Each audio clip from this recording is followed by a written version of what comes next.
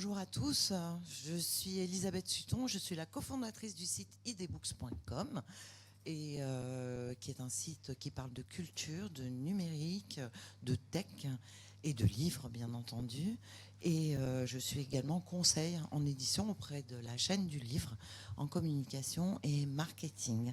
Je suis ravie de vous accueillir aujourd'hui pour cette conférence de clôture parce que le salon ferme dans peu de temps, après 2 jours intenses.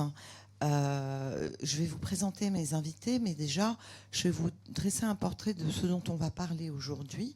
C'est la première fois que les 2 salons, Creative Book et Presse et Médias au Futur, se rejoignent. C'est une expérience qu'on a voulu tenter parce qu'on estime qu'avec l'évolution de l'activité de l'industrie du livre et de la presse, il y avait des choses à se dire et il y avait des ponts communs et des problématiques communes à évaluer et puis à réfléchir autour de ça. Et donc, c'est ce qu'on a fait depuis 2 jours.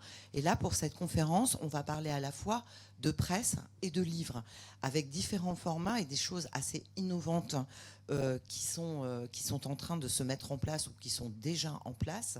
Et ça va être, je pense, important, ne serait-ce que pour vous ouvrir l'esprit vers le champ des possibles, ce qui est en train de se faire, ce qui est en train de faire bouger les lignes, parce que le livre n'est pas mort, la presse n'est pas morte non plus, malgré les IA, malgré tout ce qui se passe. On a encore plein de projets dans le métier, dans les métiers, pour faire évoluer les choses. Donc sans plus tarder, je vais vous présenter nos invités. C'est un plateau assez exceptionnel, je trouve, et je les remercie déjà d'avoir accepté l'invitation de venir nous joindre aujourd'hui. Je vais vous présenter d'abord Thibaut Gugliani, qui est ici, juste ici. J'y arrive plus, là, c'est la fin de la journée. Qui est directeur culture et publishing chez Ulule. Et qu'est-ce qui se... Bon, tu sais ça, hein? Oui, vous allez expliquer. Laure Pretla, qui est juste ici, qui est la cofondatrice de Librinova. Librinova est une plateforme d'auto-édition assez pionnière dans le domaine qui permet aux auteurs de se publier seuls, sans éditeur. Et puis Julien Vercouter, qui est juste au bout, qui est journaliste pour un média 100% en ligne qui s'appelle Les Numériques et qui, je pense, vous connaissez. Et Laurent Guimier, qui est également journaliste et qui représente la CMA Média, mais qui va nous parler du journal La Provence et de l'initiative de La Provence avec l'IA, intelligence artificielle. Donc, je vais commencer par Thibaut. Vous avez lancé très récemment, je crois que c'était il y a 1 mois ou 2 peut-être, ou 3. Ouais, c'est mois de juin même. Mois de juin, ok. Vous avez lancé Kiss Kiss Publishing et vous vous adressez, c'est un concept qui pourrait révolutionner la publication de livres, hein, on l'espère pour vous, et en fait qui s'adresse non pas forcément aux auteurs, aussi aux éditeurs, mais aussi aux créateurs de contenu. Et quand on entend créateurs de contenu, qui sont-ils ?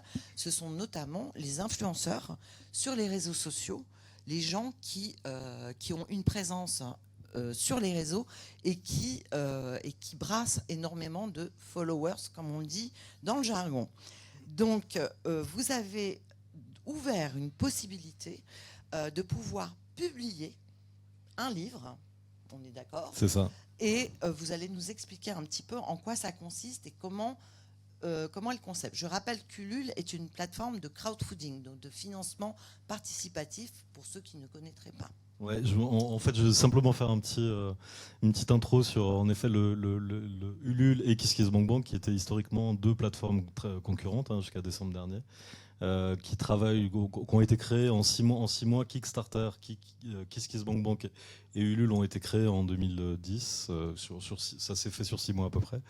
Et c'est vrai que donc Kickstarter, sur un marché beaucoup plus gros et beaucoup plus grand, et KissKissBankBank et Ulule se sont développés pendant 15 ans et étaient monopolistique. Enfin, avant Kickstarter, c'était une exception culturelle française en l'occurrence. On était le seul pays à avoir deux plateformes en Europe, à avoir deux plateformes avant la grosse plateforme américaine. Kickstarter et l'idée d'origine de KissKissBankBank, c'était de contrer la crise du disque à l'époque. C'est pour ça que c'est important de l'expliquer, c'est que ça fait longtemps qu'on on imagine en fait la logique de prévente, nous chez KissKissBankBank et puis après chez Ulule, comme un boost du marché. Du marché. C'est pas une alternative au marché, c'est vraiment un boost du marché. Donc c'est vraiment l'idée d'augmenter la chaîne de valeur à tous les niveaux, grâce en effet à une évaluation des communautés la plus fine possible, qu'on a fait que améliorer pendant 15 ans sur Ulule et KissKiss. Sur Ulule, sur KissKiss, on avait créé... il y avait eu le lancement de Blast qui s'était fait pour la première fois sur un travail de cartographie des communautés, sur une marque média qui n'existait pas, et ainsi de suite, sur 3 mois de cartographie des communautés de Denis Robert et ses équipes à l'origine, et qui avait amené à une campagne de financement d'1 million d'euros, de 900 000 euros, de quasiment 1 million d'euros à l'époque pour lancer Blast. C'était une des premières grosses campagnes médias chez Blast, et après on a accompagné beaucoup de médias indépendants et éditeurs et ainsi de suite. Et Ulule, c'est un peu la même histoire, hein. C'est des gens qui sont plus sur la tech, qui ont une approche plus tech, moins marché, mais qui est quand même avec une logique de web au milieu, c'est-à-dire qu'en fait, à partir du moment où il y a Internet, le direct to customer peut se faire naturellement.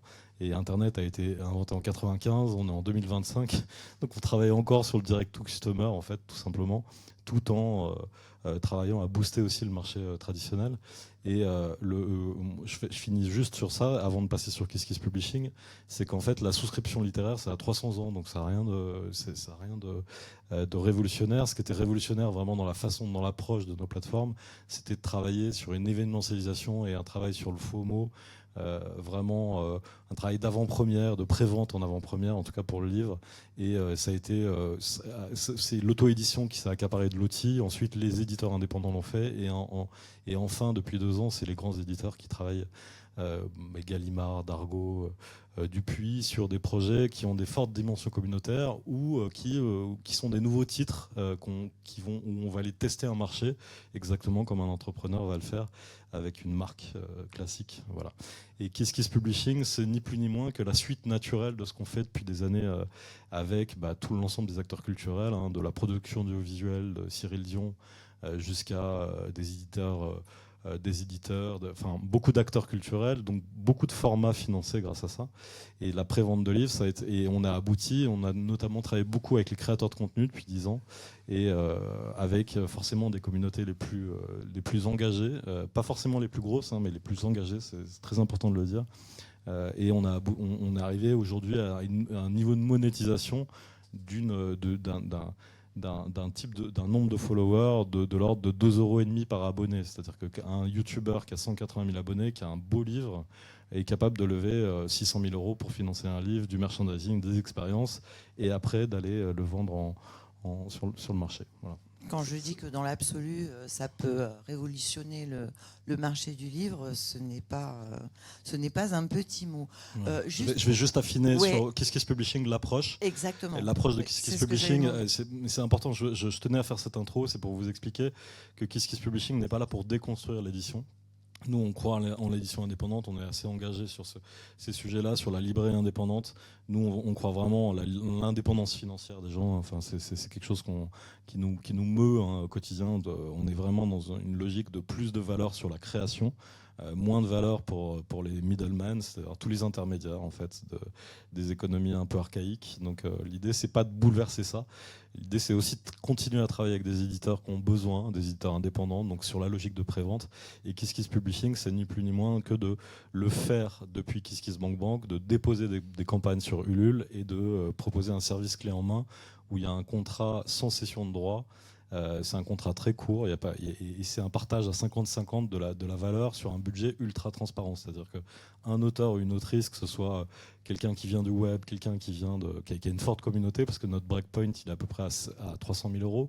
On parle de campagne à 300 000 euros de prévente et plus, hein, pour modéliser le modèle au départ. L'idée, c'est de baisser ce point de rentabilité au fur et à mesure. Mais là, on est sur une phase d'amorce où on va forcément travailler plutôt avec des gros, pas forcément avec des gens qui viennent de la création de contenu. Ça peut être des gens qui viennent de la télé, des gens qui ont des communautés autres, des lanceurs d'alerte, toutes sortes de gens, des journalistes, et ainsi de suite. Mais en se disant qu'en effet, il y a une communauté minimale pour que nous, on propose de signer un contrat et de piloter depuis KissKissBankBank une campagne de prévente, le lancement d'un livre, la fabrication d'un livre, d'une expérience, d'une événementialisation de tout ça, d'une opération d'influence aussi. On est arrivé sur des montants avec The Shift Project, on a levé ils ont levé 4,5 millions d'euros sur une campagne d'impact. Donc on est arrivé à des niveaux de savoir-faire assez poussés. Et l'idée, c'est de l'appliquer sur le livre et de proposer également la diffusion et la distribution. Voilà, et on discute à la fois avec des éditeurs, à la fois avec des auteurs en direct. Donc on a beaucoup de discussions. Et il est possible qu'on fasse aussi un hybride entre l'ancien monde des éditeurs. On discute avec des éditeurs pour faire de la co-ed où on aurait une phase, on se partagerait les deux phases avec l'idée de proposer le meilleur des deux mondes aux auteurs. Ok.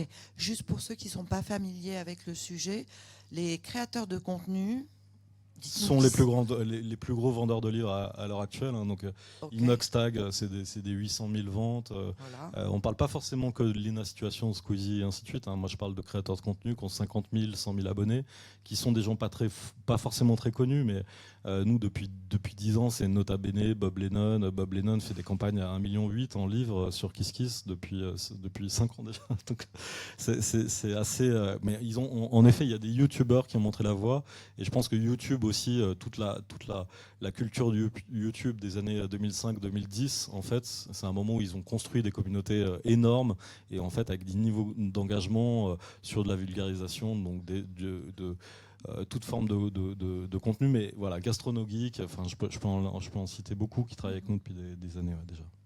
Ok, alors Laure, on va se tourner vers vous. Laure, vous êtes donc la cofondatrice de Librinova.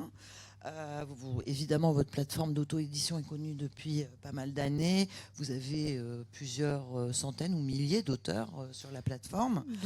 12 000, donc c'est déjà un beau catalogue, je dirais. Donc, vous facilitez la publication de livres papier et numérique jusqu'à présent. Et récemment, vous avez noué un partenariat avec Spotify. Et avec Spotify, vous proposez aux auteurs indépendants de créer leur livre audio. Mais comment créer ce livre audio ? Avec de l'IA et du clonage de voix. Donc vous allez nous expliquer ce partenariat que vous avez monté avec Spotify. Oui, avec plaisir. Nous, notre but en créant Librinova, c'était depuis le début d'offrir tous les services que propose aux auteurs une maison d'édition traditionnelle et de le proposer à n'importe quel auteur qui a envie de publier son livre. Donc on a commencé par le numérique en 2014 quand on s'est lancé. Très rapidement, on a ajouté le papier. Donc on propose maintenant aux auteurs de publier en papier et de le distribuer partout. Et notre but, c'est effectivement que vraiment toutes les prestations puissent être trouvées par nos auteurs, qu'ils aient accès à tout. Il restait un pan inexploré encore, c'était le livre audio. Parce que le livre audio coûte extrêmement cher à produire en studio. Et donc même dans les maisons d'édition traditionnelles, il est réservé aux auteurs de best-sellers. Il y a finalement même dans les maisons d'édition assez peu d'auteurs qui voient leur livre être produit en format audio. Et donc on savait qu'on ne pouvait pas y aller par la voie traditionnelle, c'est-à-dire qu'un auteur lambda ne pourrait pas se payer un enregistrement en studio, même si c'est évidemment... ce que tout le monde souhaiterait, mais voilà, c'est minimum, c'est aux alentours de 10 000 euros la simple production du livre audio. Voilà. En une voix. Voilà, exactement. Donc c'était pas accessible pour eux. Et donc, évidemment, avec l'IA, il y a plein de choses qui se sont développées, notamment la voix synthétique. Et on a commencé dès 2012 à faire des essais avec les voix synthétiques du marché. On a fait beaucoup d'essais, on a été très déçus parce que c'était pas du tout au niveau de ce qu'on attendait. Les voix sont très mécaniques, il n'y a évidemment aucune intention, aucune émotion. C'est difficilement écoutable, pour être très franc. Et donc, on a continué à regarder jusqu'à ce qu'on trouve une nouvelle solution IA qui permettait de cloner la voix. Et donc, on s'est engagé là-dedans. On a commencé début 2025. La voix de l'auteur. Oui, la voix de l'auteur, n'importe quelle voix. Donc, en l'occurrence, et sachant que c'était déjà quelque chose auquel on réfléchissait, quand on a vu que les voix synthétiques, ça ne marchait pas du tout, on s'est dit, ce qui serait génial, c'est de pouvoir proposer à l'auteur de s'enregistrer. Mais pareil, gros problème technique, parce que un auteur n'a pas un studio d'enregistrement chez lui, il faut que ce soit quand même... Il n'est pas acteur non plus. Et donc, les conditions ne sont pas réunies pour faire un bon enregistrement. C'est finalement très compliqué. C'est pour ça qu'on utilise les studios. L'auteur n'est pas forcément un bon lecteur pour l'autre. Tout à fait. Et puis, il faut que ce soit vraiment... Enfin, il ne faut pas qu'on entende le bruit des pages qui se tournent, il ne faut pas qu'on entende le souffle dans le micro. Voilà, enfin, il y a plein de choses à prendre en compte. C'est pour ça que c'est fait par des pros. Donc rapidement, on s'était dit, non, là aussi, c'est trop compliqué, on ne va pas pouvoir y aller. Donc, on trouve cette solution assez géniale où on se dit, voilà, grâce à l'IA, on va pouvoir cloner la voix de l'auteur en quelques secondes et produire son livre en quelques secondes aussi. Alors, quand tu dis quelques secondes, ça veut dire quoi? Voilà, j'exagère un tout petit peu. Le clonage, c'est genre 2 minutes. Franchement, c'est très rapide. Ouais. Et ensuite, la production du livre audio, c'est quelques minutes, mais pas plus. Mais bon, le livre audio derrière n'est pas parfait. Donc, je vous expliquerai ensuite ce qu'on doit faire, parce que ça reste de l'IA. On teste cette solution IA qui s'appelle Eleven Labs. Et on a des résultats très sincèrement assez bluffants. Pour tout ce qui est narration, en tout cas, c'est vraiment bluffant. Ensuite, sur les dialogues, c'est clairement pas du studio. Voilà, enfin, pareil, il y a pas il y a une vraie intonation humaine dans la voix, mais il n'y a pas l'intention qu'on peut mettre dans un dialogue. Voilà, l'IA ne reconnaît pas. Voilà, mais ça aussi, je pense que ça va progresser très rapidement. Donc, bientôt sera capable de reconnaître l'émotion dans le texte et de produire l'intonation adaptée. Donc on se lance là-dedans, on est très content de notre solution, on doit avouer. Et là-dessus, on est contacté par Spotify, qui donc s'est lancé en France en octobre, qui a constaté qui a bien élargi le marché de l'audio en France, mais qui constate que le catalogue français est tout petit, est ridiculement petit, et ce qui forcément limite le marché, parce que les gens ne trouvent pas tout ce qu'ils veulent en livre audio, en fait, ne peuvent pas écouter tout ce qu'ils souhaitent en livre audio. Et donc, ils ont décidé de lancer un Creator Fund où ils sponsorisent en fait la production de livres audio. Et ils ont proposé ça à un certain nombre d'éditeurs, quelques éditeurs traditionnels et un acteur de l'auto-édition, nous. Et donc, ils nous ont proposé de produire 50 audiobooks. Alors nous, en l'occurrence, les éditeurs traditionnels, c'est en studio. Hein. Et nous, on leur a dit, OK, on est partant, mais nous, on n'a pas de quoi... on n'a pas les fonds pour produire 50 audiobooks en studio. Donc nous, on a décidé de... Nous, on utilise Eleven Labs et son service de voix clonée. Et ils ont décidé, au contraire, l'expérience les intéressait, parce que nous, on trouve que le résultat est vraiment... est assez bluffant, même si ça n'a rien à voir avec un enregistrement en studio, soyons clairs, mais bluffant par rapport à ce qui existe en termes de voix synthétique. Et eux étaient très intéressés par voir comment le public accueillait ça, comment les auditeurs accueillaient ça. Est-ce que ces livres-là pouvaient avoir autant de succès, ou en tout cas, à quel niveau pouvait être le succès de ces livres enregistrés en voix clonée. Et donc voilà, et donc on a produit, donc c'est très rapide aussi, du coup la voix clonée. Alors sachant que on réécoute quand même, c'est pas un truc où c'est fait que par IA, c'est-à-dire qu'il y a une réécoute totale des titres post-production parce que l'IA n'est pas parfaite, donc il y a beaucoup de petits bugs quand même, et il y a des mots qui sont mal prononcés, même si ça s'améliore de plus en plus, et donc c'est complètement réécouté par humain pour corriger les défauts au fur et à mesure du texte. Mais on a donc produit ces 50 titres depuis fin octobre. Fin octobre, on a produit notre 50e titre. Vous avez lancé un appel à candidature chez les auteurs, ou comment ça s'est passé? Non, on a sélectionné nos auteurs. Okay. Je dois avouer. On a sélectionné les auteurs. Bon, déjà, on leur a demandé s'ils étaient partants. Donc, globalement, il était quand même à 99%. Et puis, on a sélectionné les titres qui pouvaient bien fonctionner en audio.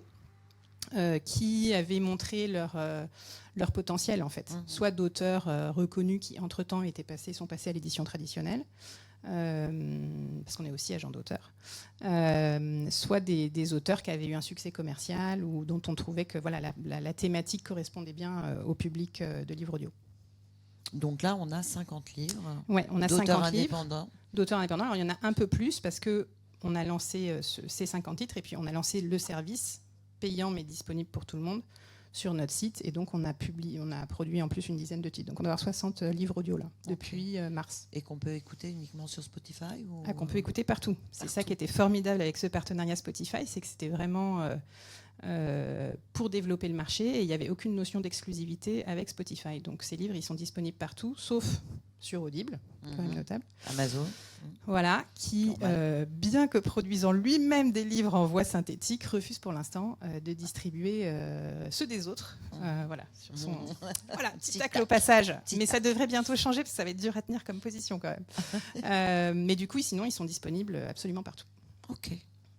Julien, donc là, autre expérience. Vous êtes journaliste de presse. Dans un média 100% numérique qui s'appelle Les Numériques. Tout simplement. Voilà, on ne pouvait pas faire plus simple. Vous écrivez donc des articles, vous faites des thèses de tech, etc., etc. Et il y a quelques mois, vous avez proposé à votre rédaction autre chose. C'est-à-dire que, mis à part les vidéos sur YouTube, parce qu'il y a aussi une chaîne YouTube, mis à part les réseaux, et mis à part l'écrit sur le site web, vous vous êtes dit, il va peut-être falloir faire quelque chose pour faire évoluer tout ça, justement face à l'arrivée de l'IA, sûrement, aux problèmes qu'on peut avoir, nous, les médias en ligne, avec Google, etc., etc. Ouais. Donc, vous avez pris cette initiative, on vous a dit banco. C'est un problème il y a plusieurs facteurs. Bon, j'imagine qu'on y reviendra tout à l'heure. Alors, bonjour déjà. J'ai un parcours un peu particulier parce qu'effectivement, je travaille pour Les Numériques, donc qui est le premier média tech sur le web. Je viens pas du tout de la presse à la base, presque. J'étais animateur radio pendant 11-12 ans sur une radio avec un félin dessus. Voilà, je les embrasse. Et forcément, quand je suis arrivé au numérique il y a de ça 2 ans, il a fallu un peu que je me présente, que j'explique un peu mon background. Et c'est vrai que je venais pas du tout de l'écrit, plutôt de l'oral en l'occurrence. Et on m'a dit ce qui serait bien, ce serait de relancer le format audio. Et le format audio, c'est vrai que c'est peut-être une des nouvelles portes d'accès vers la presse traditionnelle, puisqu'il faut aller chercher les gens là où ils sont. J'imagine qu'on y reviendra aussi, parce que c'est un peu compliqué. Et il faut passer par la diversification. Donc ça passe effectivement, comme vous le disiez, par les réseaux sociaux, par Twitch. En l'occurrence, on fait une émission Twitch tous les jours, des événements aussi, des émissions événementielles. Et c'est poser la question de si on lançait un podcast audio, tout en restant dans l'ADN du média. Donc chaque semaine, il y a une mise à jour des actus de la semaine avec une interview complète sur un format d'à peu près 45 minutes qui sort tous les vendredis avant le week-end. Et ça s'appelle l'Update, tout simplement. Là aussi, on n'est pas allé chercher très loin. Voilà. Voilà. Et ça se passe bien. Et ça se passe bien. Et je suis content, parce que sinon j'aurais arrêté. On va y revenir. Pas là aujourd'hui. On va en venir. Oui, non, ça se passe plutôt bien. Ça a mis du temps. C'était un peu un coup de poker au départ. Oui, et puis, on a fait ça un petit peu en soum-soum. Voilà. Et pour le coup, ça a mis un peu de temps, parce qu'on n'est pas forcément aidé, parce que dans les médias traditionnels tels qu'on les imagine, ça reste des nouveaux modes de communication. On ne sait pas trop comment les vendre, on ne sait pas trop comment communiquer autour. On reste très attaché à ce qu'on fait actuellement, notre cœur de métier qui est l'écrit. Donc ça a été difficile de se montrer en quelque sorte, de se faire entendre en tout cas, ou de se faire écouter. Et ça y est, depuis cet été, je pense que les gens, ils étaient sûrement à la plage, ils avaient quelque chose à écouter, ils ont trouvé. Et il y a eu un boom depuis septembre. Donc ça se passe très très bien, je suis plutôt content. Le vrai signe, c'est que maintenant, c'est les gens qui me contactent pour participer aux interviews, donc ce qui est plutôt bon signe. Voilà. Alors, on va passer à un autre sujet avec Laurent. On va repasser le micro. Hop. Voilà. Alors, vous, Laurent, vous êtes journaliste, mais pas seulement. Et vous avez travaillé il y a quelques mois sur un gros projet, sur un journal papier, un quotidien qui s'appelle La Provence, qui est quand même très très connu, qui a d'ailleurs été récompensé hier soir pour la Provence Audio lors de la remise des trophées sur la presse et médias au futur, à la soirée des remises des trophées que nous avons fait tout près de la Tour Eiffel. Et donc vous avez travaillé sur un tout nouveau concept avec La Provence. Est-ce que vous pouvez nous raconter la genèse et la mise en route de ce projet qui est porté quand même par un média historique qui a lui aussi s'est challengé sur le sujet et qui propose vraiment quelque chose d'assez original. Et vous allez nous en parler. Ça s'appelle La Provence. Provence Audio, et Max étant le moteur de cette innovation comme Media Audio Experience en bon français. Voilà, la Provence est le premier média qui utilise cette nouvelle façon de consommer un média issu de la presse écrite, un média de presse écrite. Alors pour faire très simple et pour répondre à votre question, d'abord bonjour à toutes et à tous. C'est un honneur de pouvoir échanger avec vous sur ce sujet. Ça a été quasiment 1 an de boulot, de développement qui continue d'ailleurs. Et on est parti d'une conviction assez simple, il y a pile 1 an, qui était de se dire la presse écrite, qu'elle existe sur support papier ou sur support web, aujourd'hui rencontre de plus en plus difficilement son public, notamment pour des questions d'attention, de contact avec le média. Parce que, y compris et surtout peut-être dans une grande agglomération comme Marseille où il y a beaucoup de bouchons, on a de moins en moins de temps pour lire un journal et même accéder et lire du contenu écrit sur son téléphone ou sur son ordinateur ou sa tablette. Partant de là, et c'est pas parce que je fais de la radio depuis presque 40 ans, parce que je suis d'abord moi un journaliste radio. Il suffit de regarder toutes les études sur les usages, et c'est pas ici que je vais être contredit, je pense. L'audio est un support, un média et un type de contenu extrêmement résistant à toutes ces innovations, parce que c'est le seul qu'on peut quand même continuer à consommer en faisant autre chose, et ça restera, je pense, pour très très longtemps l'avantage comparatif de l'audio. On s'est dit, qu'est-ce que nous pourrions essayer d'imaginer comme expérience nouvelle pour la Provence, profitant de l'audio? Alors, on s'est dit 2 choses. La première, et effectivement, on est allé voir les solutions, on est allé regarder ce qui se passait en termes de voix de synthèse.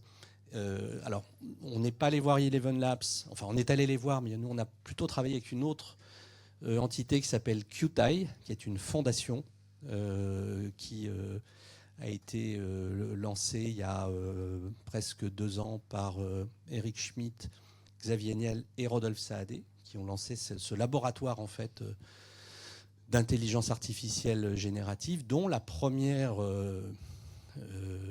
innovation, manifestation, le premier produit a été de cloner les voix.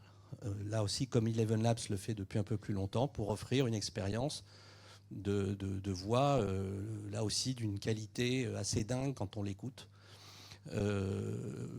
Et on s'est dit, bon, on va travailler là-dessus. Mais ce qui a été le plus important, et c'est le cœur de ce que je voulais vous évoquer, parce que c'est à la fois très proche de ce dont on a parlé et en même temps complètement différent, c'est que l'intelligence artificielle, alors certes, est utilisée pour permettre à la machine de parler, mais surtout, elle est là pour faire de la traduction, au sens littéral du terme, d'un texte qui a été pensé pour être lu, en texte qui est restitué pour être écouté. Et pour faire très simple, la Provence aujourd'hui, alors sur le support digital prioritaire qui est celui de cette Provence Audio, qui est l'application, ne vous propose pas d'écouter les articles, parce que ça, sinon je ne serais pas là pour vous le dire, tous les journaux le font. Mais quand on s'est posé et quand on s'est penché sur la question, je pense qu'on a trouvé là le nœud du problème aujourd'hui de la transformation audio, notamment de la presse écrite. Je ne me permettrai pas de parler des œuvres littéraires, mais de la presse écrite. C'est qu'un article de presse, c'est très pénible à écouter. C'est pas fait pour être écouté, c'est fait pour être lu. Et donc, c'est ce qui nous a amené à penser et à avoir la conviction que les taux d'engagement, les audiences générées par l'écoute des articles, telle qu'elle est proposée aujourd'hui, est très déceptive, parce qu'encore une fois, c'est un contenu qui est fait pour être lu, pas fait pour être écouté. C'est un peu, toute proportion gardée, moi, ayant fait beaucoup de radio, comme si on imprimait dans un journal un papier radio, c'est juste, ça n'a aucun intérêt, enfin c'est très très compliqué à lire. Alors, à partir de là, une fois que je vous ai dit ça, on s'est dit, on a décortiqué les choses, c'est pour ça qu'on a passé des mois à ça, de se dire que la différence entre la presse écrite et la radio, entre ce type de narration écrite et la radio, c'est la longueur des phrases, l'utilisation de tel ou tel adverbe, du vocabulaire, de la grammaire. Enfin, c'est une traduction au sens littéral du terme. Alors, la petite originalité, c'est que c'est du français vers le français, mais c'est quand même une réécriture, une transformation du texte d'origine, par l'intelligence artificielle générative de 100% des contenus de la Provence pour offrir une expérience qui s'apparente et qui ressemble plus à de la radio qu'à de la presse écrite.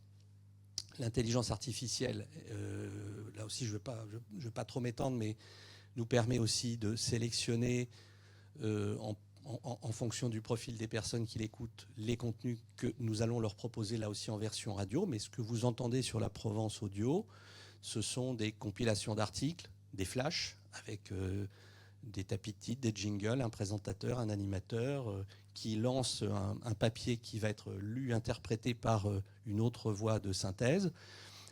Donc cette expérience qui se rapproche de celle de la radio, qui n'est pas une copie conforme de la radio parce que c'est la rédaction de la Provence avec laquelle on a travaillé qui a souhaité ce style, ce style narratif, qui s'approche de la radio mais qui n'est pas de la radio, nous permet aujourd'hui de proposer donc 100% de ces contenus qui sont des contenus 100% pensés, créés, édités par des humains, c'est important de le dire, mais traduits par l'intelligence artificielle.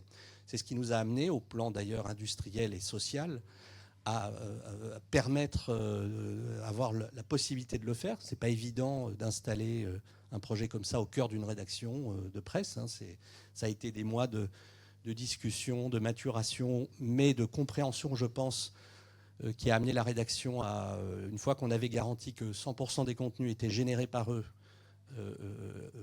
recueillir leur accord pour que leur contenu soit traduit, légèrement traduit, c'est-à-dire certains adverbes utilisés en presse écrite ne sont jamais utilisés en radio. Donc voilà, on a donc rédigé des dizaines de kilomètres de prompts nous permettant de faire tout ça. Et l'expérience a démarré en septembre. Et donc, ce qui permet, alors sur un plan très pragmatique, de proposer sur l'application La Provence, si vous la téléchargez, un bouton audio dans lequel vous avez plein d'écrans proposant des contenus audio qui sont 100% réalisés par l'intelligence artificielle. Ça étend l'empreinte et la possibilité pour le public d'accéder à ces contenus qui n'a plus le temps de lire en digital ou en papier et qui peut notamment évidemment, et on a évidemment plugué et intégré du CarPlay dans l'histoire, de pouvoir écouter la Provence en partant au travail ou en revenant ou en faisant du sport ou en faisant la cuisine. Ça s'adresse aux abonnés uniquement ? Alors oui, c'est une version qui s'adresse aux abonnés. On peut écouter quelques articles gratuitement, mais l'idée c'est que ce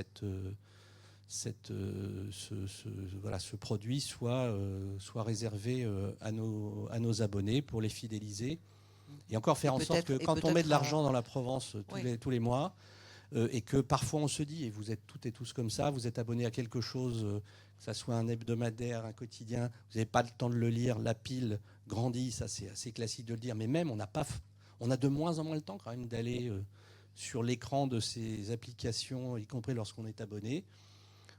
On arrive à s'immiscer dans le quotidien des gens par l'audio, et donc là, c'est vieux comme la radio, ce que je vous décris, mais avec un contenu issu de la presse. Mais ça peut être aussi un nouveau modèle économique pour la presse écrite, où on connaît l'érosion des abonnements, notamment. On en parlait hier dans une autre conférence, et l'érosion des abonnements, là, ça peut peut-être amener de nouveaux publics aussi. On est dans une logique de rétention déjà d'abonnés qui sont là, et puis peut-être amener un nouveau public. On va voir par rapport aux usages. Aujourd'hui, on a plusieurs milliers d'écoutes par jour, ça démarre, c'est tout nouveau. Mais c'est plutôt assez rassurant parce qu'on sent que le public s'habitue à écouter la Provence le matin ou le soir. Et évidemment, sur un plan, comme vous le décrivez, de développement d'une activité média, en gros, aujourd'hui, la Provence, c'est des centaines, c'est 500 à 600 contenus produits par jour, qui sont d'abord donc édités pour des journaux, par édition, ensuite sur un site internet. Mais au fond, cette masse de contenu écrite peut être et est aujourd'hui transformée automatiquement en audio. Et donc, ce stock est valorisé. Alors, il est très périssable. C'est en cela qu'on est très différent à la fois sur la notion de traduction de l'œuvre, le papier étant une œuvre, mais avec l'accord de l'auteur à destination de l'audio. Et deuxièmement, de pouvoir quand même étendre l'empreinte de ce contenu et de cette œuvre. Parfait. Je pense que c'était important, hein, parce que c'est quand même assez nouveau tout ce qu'on vient de se dire, de creuser un peu et d'être un peu long. Du coup, on a pris beaucoup de temps et le temps file. Donc, je vais vous demander d'être relativement synthétique dans vos prochaines réponses. En tous les cas, la prochaine réponse de chacun. Après, on fera des tours de table. Thibaut, justement, donc avec l'arrivée de Kiss Kiss Publishing, est-ce que vous diriez que tout le monde peut devenir auteur, un petit peu comme ce que disait Laure au niveau de l'auto-édition, et comment les maisons d'édition voient votre arrivée? Alors, vous avez dit que vous intégriez le panel des les éditeurs, notamment indépendants, qui veulent venir, etc. Mais comment on voit votre arrivée? Et deuxième question, aujourd'hui, je suis auteur, j'ai envie de vous proposer mon contenu, je suis créateur de contenu, comment je fais? Vous nous écrivez. Okay. Non, donc, en fait, la promesse, on ne se positionne pas comme un dashbook ou une logique de vraiment d'élargissement de qui peut être auteur, qui peut éditer, et ainsi de suite. Nous, en tout cas, sur le papier, oui, dans un monde idéal, on n'est pas contre ça, en fait, que je sois bien clair. Oui. Dans la démarche. C'est important de le dire. Ouais. Nous, en fait, il y a toujours, nous, un peu l'angle mort, c'est la communauté. C'est-à-dire que, en fait, la perception d'une communauté telle que une communauté en ligne, en fait, c'est une clientèle. En fait, en tout cas, c'est en partie une clientèle. Et les communautés, en fait, je retourne un peu votre question. C'est pour ça que je me permets, c'est que souvent on me pose la question de est-ce qu'il faut une communauté pour lancer une campagne de prévente. Ça, c'est la question qu'on nous pose depuis 10 ans. Et donc voilà, je m'attendais à cette question. Est-ce que maintenant tout le monde va pouvoir éditer avec Kiss Kiss Publishing? En fait, la réponse, elle va être la même. C'est-à-dire qu'en fait, à partir du moment où il y a un projet éditorial intéressant et qu'il y a une audience, en fait, potentiellement, oui, sur le papier, tout le monde peut devenir auteur. Mais pour moi, le préalable, il est la qualité éditoriale. Et c'est pour ça que nous, on se positionne aussi. Alors, on n'a pas de ligne éditoriale, mais on a une charte éditoriale où on refuse les projets discriminants. En fait, on a des chartes sur Kiss Kiss et chez Ulule où on se permet, en fait, qu'il y ait une charte positive où on se donne le droit de refuser des projets pour des questions discriminatoires et ainsi de suite. Donc, on a vraiment un conseil décisionnel quand on se pose des questions sur tel ou tel porteur de projet. Donc, on va appliquer ça également sur Kiss Kiss Publishing, mais on n'aura pas de couleur éditoriale comme un éditeur pouvait en avoir avant, parce qu'aujourd'hui, tous les éditeurs, la couleur éditoriale des éditeurs a tendance à disparaître un peu. Mais voilà, pour revenir à votre question, c'est tout le monde ne peut pas devenir auteur au même titre que ce soit Kiss Kiss Publishing ou autre. En fait, c'est une question de qualité de texte et de qualité éditoriale. Je pense que tout le monde peut. C'est une question de et voilà. Et puis après, il y a la question de nous, de la place d'une communauté qui va initier en fait un marché. C'est-à-dire qu'en fait, c'est la communauté dont on se sert pour amorcer une pompe qui n'a pas de limite potentiellement. C'est-à-dire que Lena Situation a commencé avec 10 followers. En fait, et elle n'a pas toujours été dans cette situation omnipotente exactement. Et en fait, aujourd'hui, nous, on constate qu'en fait, il y a des créateurs de contenu ou des auteurs, hein, des gens qui ont des sujets très variés en fait et qui émergent en 6 mois, qui passent de 0 à 100 000 abonnés. Donc là, en l'occurrence, après voilà, c'est pas la présence d'une communauté, mais c'est le fait qu'il y ait une communauté. Donc ça nous fait dire qu'il y a une clientèle. Donc comme un entrepreneur classique, on repart aussi du besoin, c'est-à-dire qu'en fait, on était quand même dans des verticales culturelles très descendantes où on proposait des œuvres à des clientèles qui en fait n'en avaient peut-être pas envie. Enfin, moi, je suis un ancien de la Fnac. La Fnac, dans les années 2000, c'est des questions qu'on se posait. J'ai monté des médias. On est dans cette démarche-là. On connaît très bien le commerce de la culture. C'est pas voilà. Mais voilà. Et votre deuxième question, pardon, Ma je me suis deuxième perdu. question, je la modifie un tout petit peu.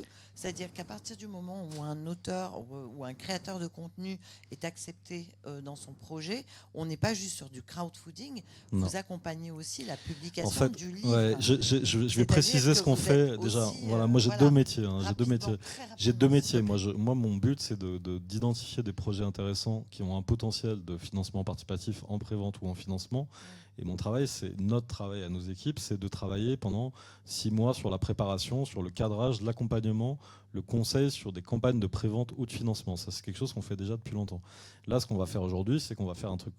On propose un service clé en main où en fait l'auteur, l'autrice décide à un projet de manuscrit ou à déjà un manuscrit, et en fait on va gérer l'ensemble pour lui. C'est-à-dire qu'en fait on va apporter toutes les briques qu'une maison d'édition classique apporte habituellement, avec une vision du marketing un peu plus digitalisée et un peu plus actuelle. En tout cas, je ne veux pas parler, je veux pas généraliser sur les éditeurs de livres, mais il y a une question de compréhension de la communication digitale et de la place du e-commerce en France qui est un vrai, qui sont des sujets qui mettent des plombes à avancer. Donc ça fait 30 ans que ces questions-là, on se les pose. Après, voilà, la Fnac était assez innovante, par exemple, mais en 2006, moi je me souviens que les disquaires et les libraires des magasins Fnac pensaient que Fnac.com était un concurrent. Donc c'est le temps que les usages, en fait, les acheteurs de livres ont déjà adopté les nouveaux usages depuis très longtemps. Donc l'idée, c'est de s'y adapter, quoi. Okay. Laure, aujourd'hui, je suis auteur indé. J'ai publié ou pas encore. Je fais comment ça se passe et combien ça peut me coûter, parce qu'il y a quand même un coût, même s'il est limité. Oui, tout à fait. Oui, il y a un coût, parce que, comme je vous le disais tout à l'heure, tous nos livres audio ils vont être écoutés par l'humain. Donc, il y a déjà le coût de l'utilisation de l'outil qui n'est pas complètement donné. Et puis, il y a ce coût de la vérification qui dépend de la taille du livre, je vais dire, de la durée d'écoute. Un auteur, il vient chez nous, ça se fait très simplement, que son livre soit déjà chez nous en numérique ou en papier, n'importe qui qui est édité par ailleurs, etc., peut venir chez nous, dépose son manuscrit, prend le service, qui coûte pour la production du livre audio 129 € de l'heure. Voilà, on est... y compris la post-prod ? Tout compris. D'accord. Tout compris, et donc à la fin il a son livre audio, et là on lui propose en plus un service de distribution sur toutes les plateformes de vente à part Audible pour 69 €. Et voilà, et donc en quelques clics assez facilement et quelques semaines, son livre audio peut être disponible partout. Ok, parfait.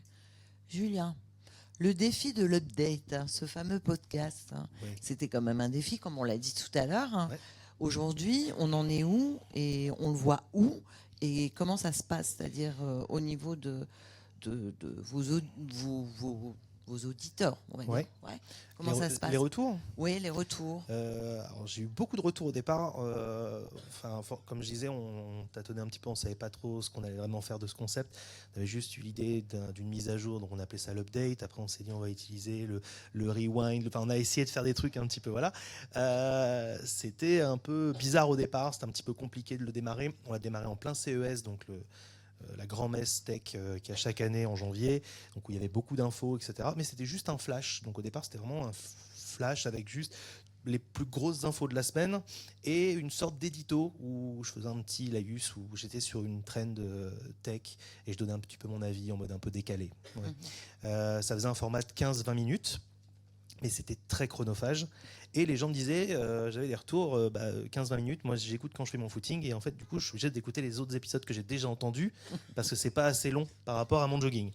Donc après il a fallu trouver le moyen, parce que malheureusement je suis pas élastique, de faire à la fois ma tâche habituelle qui est de rédiger et de tester des produits tech, et aussi de faire de la news et du Twitch et de l'incarnation vidéo et en même temps le podcast, sans que ce soit trop chronophage. Donc pour rallonger virtuellement en fait le temps du podcast sans que ça me donne plus de travail, je me suis dit le mieux c'est d'avoir une conversation avec des gens, et c'est là qu'est venue l'idée de faire des interviews. J'avais juste à préparer mes questions, et après c'est une histoire de ping-pong, de rebondir et d'avoir un échange un peu chill et un peu agréable à écouter quand même malgré tout, sans que ce soit sur le même ton qu'on peut employer sur le site. C'est-à-dire que le site, on va dire que nous on a un lectorat assez geek, assez ingé, etc., avec vraiment des des mots tech, un jargon assez barbare, donc ça peut parfois être voilà. Il y a des articles plus grand public, mais souvent on est assez pointu. Le but étant de venir ramener des gens qui écoutent du podcast et qui par curiosité ou juste par attrait de la nouveauté, d'écouter ce qui va sortir, se mettre un petit peu à jour, c'est le cas de le dire, il fallait vulgariser à mort. Donc on a vulgarisé et on a essayé de faire un programme avec un ton, on va dire voilà, plus sympathique, plus ludique en tout cas. Vous avez des chiffres à nous transmettre? Carrément, ça veut balancer les chiffres. Oui, on peut balancer. On peut balancer les chiffres. Alors, on a un outil interne au numérique, puisqu'on fait partie d'un groupe média qui s'appelle Reworld, et on utilise leur propre outil. Malheureusement, on n'arrive pas à récupérer les données des plateformes. Les plateformes, c'est toujours le problème. Ouais. C'est toujours le problème. On arrive à les avoir un peu au compte-gouttes et on arrive à rapatrier un petit peu toutes les données, mais déjà sur notre player à nous, on est à peu près maintenant à 10-12 000 écoutes par épisode par semaine. Ce qui est plutôt cool. Ouais. Au départ, on a vraiment démarré à 200 écoutes, ce qui était vraiment plus que confidentiel, on ne va pas se cacher. Voilà. Maintenant, ouais, on a 10-12 000 écoutes sur le site, donc via notre player, et les partages qui se font. Et les plateformes, ça ajoute à peu près 2-3 000 écoutes supplémentaires. On est dans le top 10 de 2 catégories sur Apple Podcast, donc ce qui est plutôt sympa aussi. Donc ça se passe plutôt bien, et le fait qu'on ait des intervenants, on essaye de ratisser large. Je fais aussi bien venir des créateurs de contenu, on en parlait, aussi des gens de la tech vraiment qui ont un discours peut-être un petit peu plus grand public, grand public, pour essayer de vulgariser à mort. On essaye vraiment d'avoir que ce soit un panachage d'invités sur le mois et que ça tourne, quoi. Parfait. Laurent, s'il vous plaît, alors vous, de votre côté, vous avez donc lancé ce projet qui est quand même énorme et qui est quand même une petite révolution dans la presse papier. C'est quand même très, très notable. Déjà, vous nous avez parlé des retours rapidement, mais est-ce que vous pensez qu'il y a d'autres médias qui vont s'inspirer de ce modèle? Est-ce que peut-être vous avez été contacté pour mener un projet avec d'autres médias papier, des gros ou peut-être un peu moins? Et est-ce que vous pensez récidiver avec cette expérience? Et est-ce que ça sera toujours sur le même modèle ou pas? Alors le potentiel, et le périmètre potentiel de ce projet, en fait, il est pour tout, de mon point de vue, médias, entités, pas forcément d'information, mais enfin toute entité, institution, média qui produit du texte en flux, je vais dire comme ça. Donc évidemment, on pense site internet d'information, mais ça peut être une collectivité, une entreprise qui eux-mêmes se pensent comme médias, qui ont au fond le même problème, c'est-à-dire de créer du contenu, parfois beaucoup de contenu, avec parfois des taux d'engagement faibles pour les raisons que j'ai décrites tout à l'heure. Et au fond, cette solution, elle peut exister et s'implanter sur, encore une fois, toute institution qui produit du texte en flux. Ça, c'est la première chose. Alors évidemment, au sein du groupe CMA-CGM et CMA Média, la division média en particulier, il y a d'autres médias. Et ce qui est intéressant, c'est que, évidemment, on pense presse écrite parce qu'on se dit texte égale presse écrite. Mais si vous prenez un média audiovisuel qui, lui, alors parce que c'est l'histoire de l'information au niveau mondial, et que ça s'est fait comme ça, en fait, puisque les premiers qui ont fait du web pour des raisons d'évolution du modèle économique, c'est les gens de presse écrite. Et je le dis toujours, si un site internet d'information ressemble à ce qu'il est aujourd'hui, c'est parce qu'il a été inventé par des gens qui faisaient de la presse écrite. Parce qu'ils ont été les premiers percutés par la question du référencement et de Google. Je vous dis ça parce que si ça avait été, je ne sais pas pour quelle raison, la radio ou la télévision, un site internet, ça ne serait pas des articles avec des titres, des chapeaux, de la photo, enfin en gros de la presse écrite version. Donc c'est comme ça que c'est fait.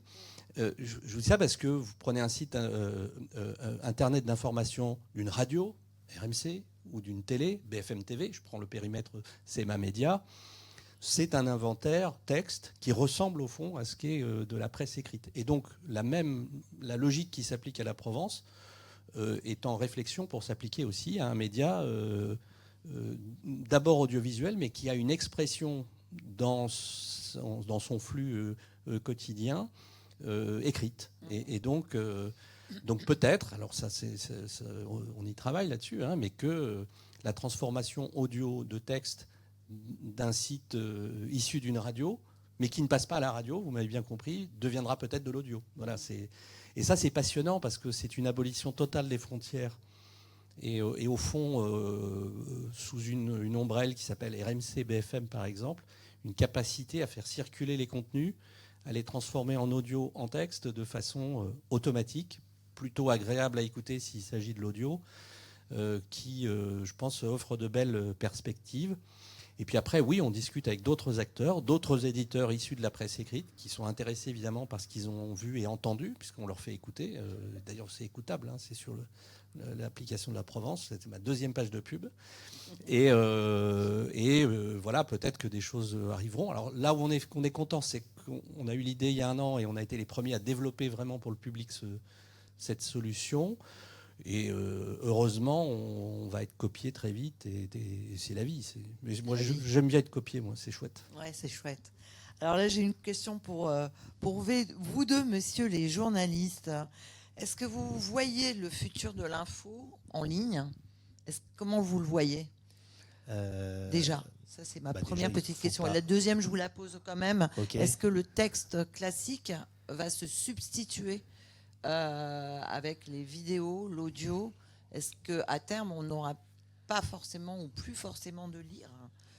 J'espère pas. Pour les nouvelles générations, on parlait de Gen Z à la conférence précédente. Mais... Je pense qu'il va falloir aller chercher les gens là où ils sont. Ça déjà, c'est sûr. Si on veut, parce que le jeune lectorat se fait pauvre. En tout cas, sur nos sites, c'est un peu compliqué. On voit la moyenne d'âge de lecteurs. Les plus jeunes sont sur notre Twitch, sont sur nos réseaux sociaux, mais nous ne consomment pas systématiquement sur le site en lecture.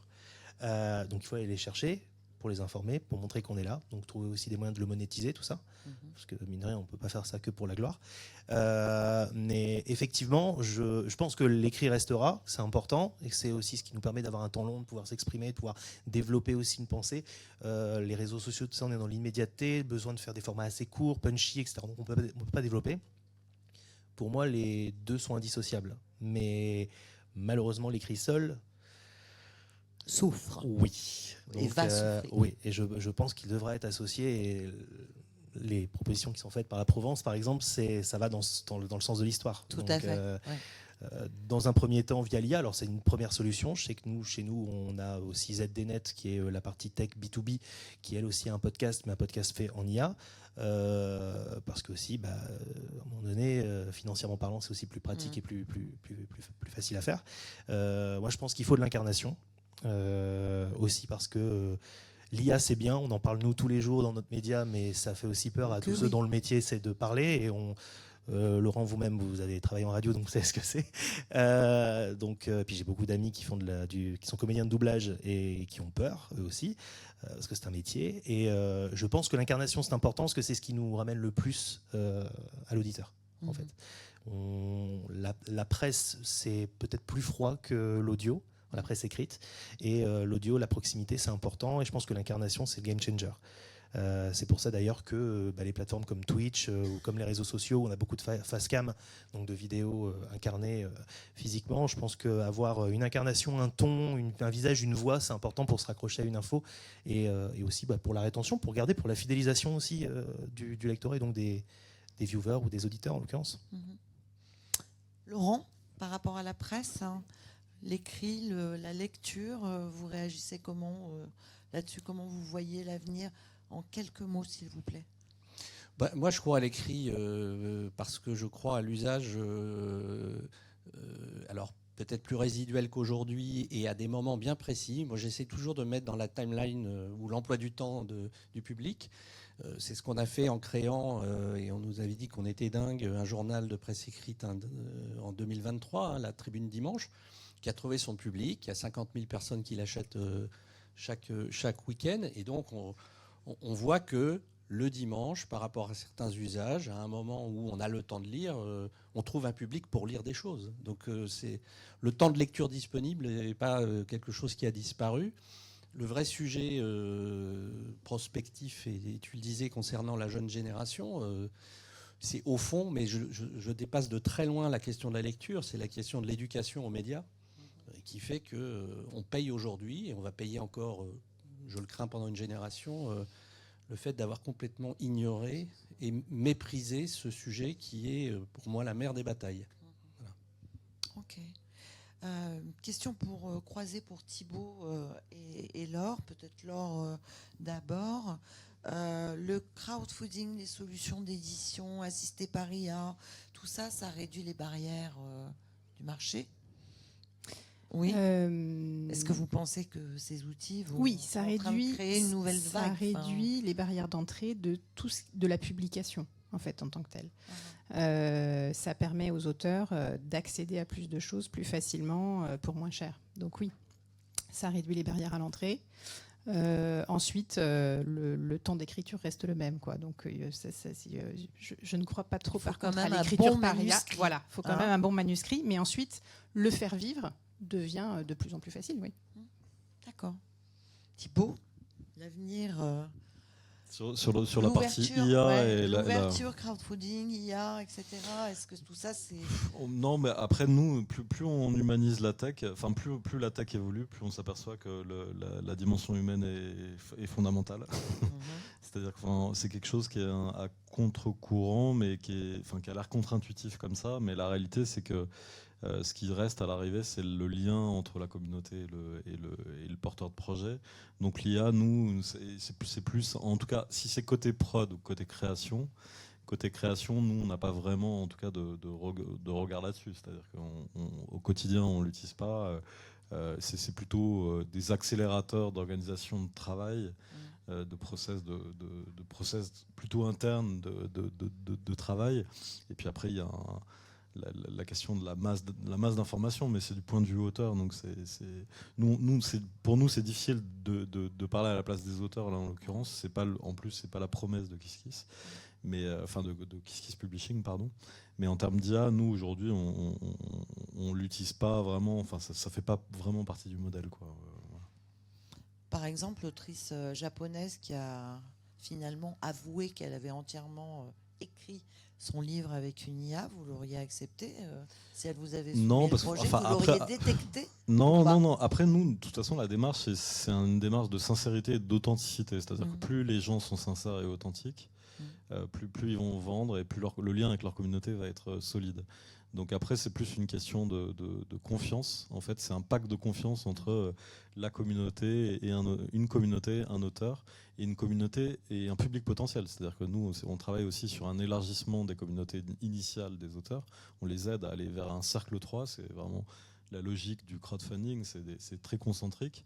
Donc le but, c'est d'aller toucher d'autres auteurs. Mais la question de la sincérité de l'auteur et de l'autrice, et au cœur, même au cœur du contrat de confiance qui fait que vous allez soutenir un auteur ou préacheter un livre avant qu'il sorte, ça demande un niveau quand même d'engagement fort. Donc s'il y a un doute sur la probité de l'auteur ou dans sa démarche ou quoi que ce soit, ou n'importe quel porteur de projet, ça fragilise l'engagement et du coup il n'y a pas de conversion financière, il y a moins de conversion financière. Ok. Alors, petite question de prospective pour clore, on va commencer par Laurent, pour clore cette conférence. Comment vous imaginez, je vais vous poser la même à tous, préparez vos réponses, rapides s'il vous plaît. Comment vous imaginez l'industrie du livre et de la presse dans 5 ans? Est-ce qu'on reste positif? 5 ans, c'est très très loin. Mais justement, parce que ce qui était vrai aujourd'hui ne l'est plus pour demain, mais... Oui, je suis très positif. Je pense que...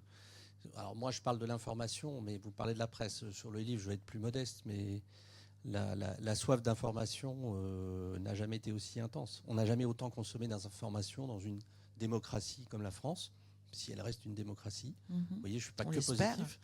Mais, et donc ce besoin, cette consommation d'infos, cette faim d'information, il n'y a aucune raison qu'elle baisse. Et si la presse... incarne tous les supports et on essaie de le faire avec l'audio, il n'y a aucun problème de mon point de vue. Ok. Thibaut? Ouais, nous on est assez optimistes aussi.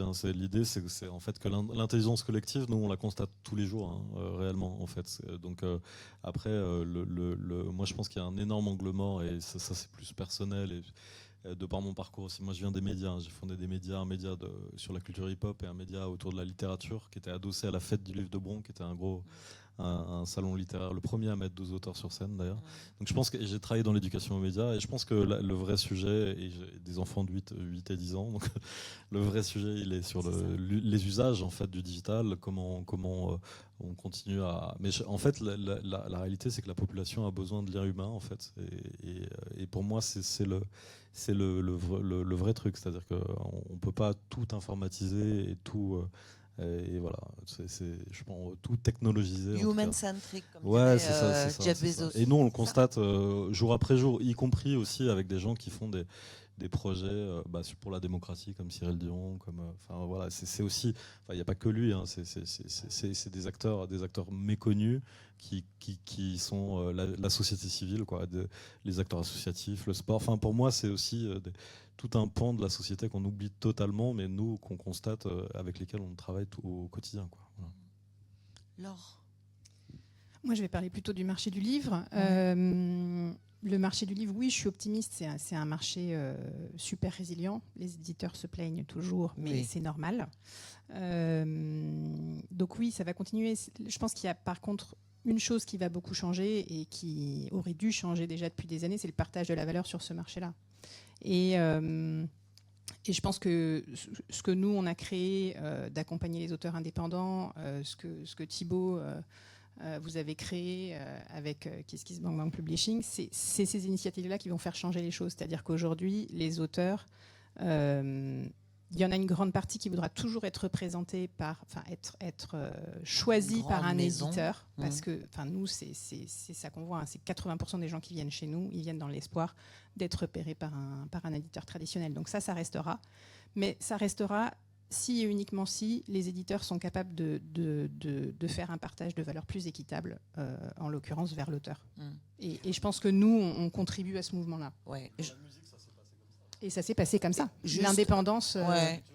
Juste pour Exactement. abonder là, par rapport à ce que vous disiez sur le partage 50-50, et je sais le partage que fait Librinova, un auteur, moi je sais, j'ai publié un bouquin chez Erol, donc je sais exactement, un auteur qui est publié chez un éditeur traditionnel touche, quand il est très connu, allez, 10-12%, et quand il est moins connu, 8%. Mon cas, nous étions 2 coautrices, nous nous sommes partagés 8%. Nous avons publié en auto-édition notre livre parce que c'était un deal avec l'éditeur et nous avons touché 70% de droits à chaque vente. Donc voilà, ça résume aussi, c'est ce que tu dis sur le partage, qui est quand même quelque chose. Ils vont devoir bouger et c'est pour ça qu'une Léna Situation, elle préfère effectivement se ne publier pas elle-même. passer devant un éditeur. Julien, le mot de la fin, tu es positif. Super, ça m'a clôturé, c'est le bonheur. Pour abonder dans le sens de Laurent, oui, dans 5 ans, c'est quand même assez loin quand on voit ce qui peut se passer, ne serait-ce qu'en une année. Je dirais qu'il faut que la presse traditionnelle soit au rendez-vous déjà, prenne le virage et rapidement. J'ai pu voir ça déjà à l'époque de la radio. Et ça me ferait mal de voir à l'heure où tout le monde peut être son propre média et faire passer tout et n'importe quoi comme info sans vérification. Et là, je parle pas de label, je parle pas de trucs chelous. C'est vraiment juste, si on veut perdurer et que les médias puissent être des vecteurs de confiance et toujours être présents, c'est de se diversifier, d'aller chercher les gens là où ils sont et d'être un maximum présent sur tous les canaux de diffusion. C'est-à-dire, n'hésitez pas à nous lire déjà dans un premier temps, mais on faudrait essayer qu'on puisse aussi et nous regarder et nous écouter et d'être partout, là où il le faut. Voilà. Tout à fait. Je pense. Ce sera le mot de la fin. Eh Je pense qu'on peut applaudir nos invités. Je vous remercie beaucoup d'avoir participé. Et puis merci à vous, le public aussi, d'avoir été présent.